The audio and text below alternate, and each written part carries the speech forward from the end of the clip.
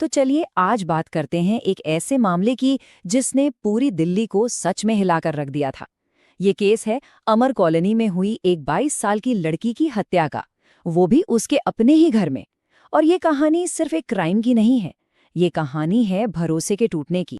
सोचिए हेडलाइन क्या थी, एक आईआरएस ऑफिसर की 22 साल की बेटी का मर्डर, वो भी उसी के घर में। ये खबर जैसे ही बाहर आई सब चौंक गए। मतलब ये कैसे हो सकता है? इस एक लाइन ने ही सबका ध्यान खींच लिया और ये साफ कर दिया कि ये कोई मामूली क्राइम नहीं है। तो ये सब हुआ कहाँ? दिल्ली के एक माने जाने पॉश इलाके अमर कॉलोनी में। यहाँ एक 22 साल की लड़की रहती थी, बहुत ही होनहार, एक आईएएस ऑफिसर की बेटी, और खुद भी यूपीएससी की तैयारी कर रही थी। और एक सुबह वो अपने ही घर में मृत पाई गई। तो सवाल ये है कि आखिर उस सुबह हुआ क्या था? जाहिर है जैसे ही खबर मिली पुलिस फौरन मौके पर पहुंची।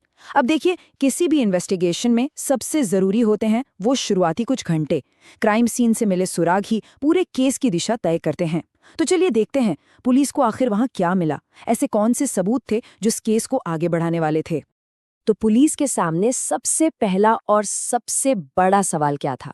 यही कि ये मर्डर हुआ कैसे, मौत की वजह क्या थी, और क्या क्राइम सीन अपने आप में कुछ बता रहा था? और जो शुरुआती जांच में पता चला वो सच में बहुत परेशान करने वाला था। पहली चीज, मौत गला घोटने से हुई थी और शक था कि इसके लिए एक मोबाइल फोन के चार्जिंग केबल का इस्तेमाल किया गया। बात यहीं खत्म नहीं हुई, पुलिस को यौन उत्पीड़न का भी शक था। हालांकि इसकी पुष्टि तो पोस्टमार्टम रिपोर्ट के बाद ही होनी थी। और तो और लड़की के शरीर पर, खासकर सिर पर, गंभीर चोट के निशान थे। साफ था कि उसने बचने की पूरी कोशिश की थी। तो इन शुरुआती सुरागों के आधार पर पुलिस की शक की सुई एक ऐसे इंसान की तरफ घूमी जो उस परिवार के लिए कोई अजनबी नहीं था। एक ऐसा शख्स जिसके बारे में जानकर इस केस ने एक बिल्कुल नया और चौंकाने वाला मोड़ ले लिया। ये मुख्य सस्पेक्ट था राहुल मीणा, राजस्थान का रहने वाला। और जैसा मैंने कहा, ये कोई अजनबी नहीं था, बल्कि कुछ ही समय पहले तक वो उसी घर में एक डोमेस्टिक हेल्पर यानी नौकर का काम करता था। तो राहुल का इस परिवार से एक बैकग्राउंड था। वो वहां काम तो करता था, पर करीब 1.5-2 महीने पहले ही उसे नौकरी से निकाल दिया गया था। और क्यों निकाला गया था? क्योंकि उस पर पैसे चोरी करने का इल्जाम लगा था। सोचिए, चोरी का इल्जाम और अब हत्या का शक। यहीं से कहानी और भी उलझ जाती है। ठीक है, तो अब पुलिस के पास एक मेन सस्पेक्ट तो था, लेकिन अब शुरू होता है इन्वेस्टिगेशन का सबसे मुश्किल दौर। अब पुलिस को चाहिए थे पक्के सबूत और कुछ बहुत ही जरूरी सवालों के जवाब। और यहीं पर टेक्नोलॉजी का रोल बहुत बड़ा हो जाता है। और सबसे बड़ा, सबसे उलझा हुआ सवाल यही था कि नौकरी से निकाले जाने के बाद, वो भी चोरी के इल्जाम में, आखिर राहुल उस घर में वापस आया ही क्यों? क्या वो सिर्फ चोरी करने आया था या उसका इरादा कुछ और था?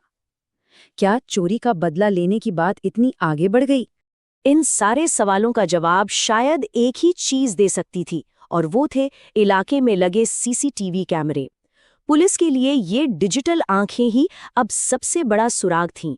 उम्मीद थी कि उस सुबह की पूरी कहानी इन्हीं में कैद होगी। तो कुल मिलाकर ये पूरी जांच अब टेक्नोलॉजी पर आकर टिक गई थी। इलाके के सीसीटीवी कैमरे ही अब इस राज से पर्दा उठा सकते थे। वही बताएंगे कि उस सुबह का असली सच क्या था और क्यों एक होनहार लड़की को अपनी जान गंवानी पड़ी। सबकी नजरें अब बस उसी फुटेज पर थीं जो इस पूरे रहस्य को सुलझाने वाली थी।